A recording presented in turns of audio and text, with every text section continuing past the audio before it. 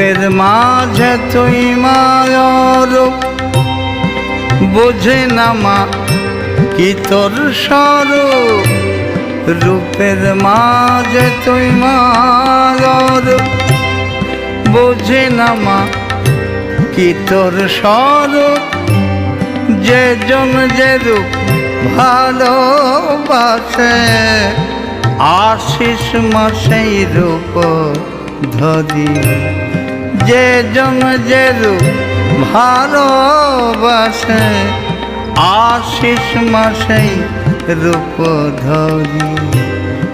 এবার আমায় বলে দে মা কোন রূপে তোর পূজা করি। আজ বুঝেছি তুই মা সবই গড ব্রহ্ম আল্লাহ হরি।